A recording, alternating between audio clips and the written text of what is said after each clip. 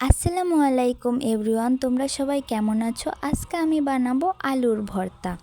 আজকে আমি অন্যভাবে আলুর ভর্তাটি বানাবো।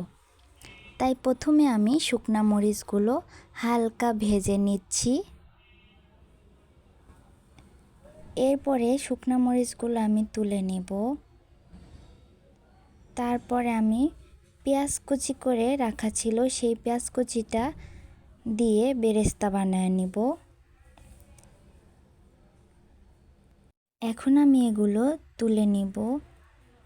একটু লাল লাল করে নিতে হবে। কত সুন্দর এসেছে কালার। এখন আমি তুলে নিচ্ছি। এরপর আমি আগে থেকে আলু ধুয়ে রেখেছিলাম, সেগুলো দিয়ে দিচ্ছি। আর এখানে একটা মজার কাণ্ড ঘটেছে, তেল ছিটকে আসছে, তখন আমার বোন ভয় পেয়ে গেছে, ক্যামেরা ধরেছিল। যাই হোক, ও ছোট মানুষ ছিল, খুবই ভয় পেয়েছে। আমি সবগুলো আলু এখানে দিয়ে নিয়েছি।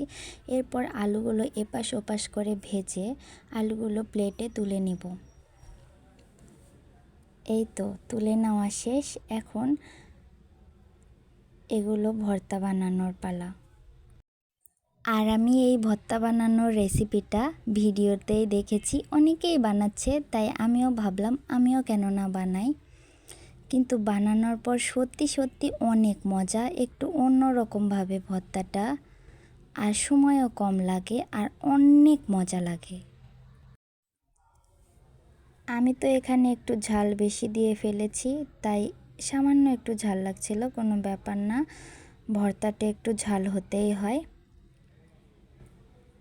এই তো আলুগুলো আমি এখন ম্যাশ করে নেব। সবগুলো ম্যাশ করে নেওয়ার পরে ভর্তাটা তৈরি হয়ে যাবে। দেখেই বোঝা যাচ্ছে কত লাল লাল, তাই না? খুবই ঝাল মনে হচ্ছে দেখেই। এই তো বানানো শেষ। তো তোমরাও ট্রাই করো, ভর্তাটা অনেক মজা ছিল, আসলেই মজা ছিল। আজকের মতো এই পর্যন্ত। আল্লাহ হাফেজ।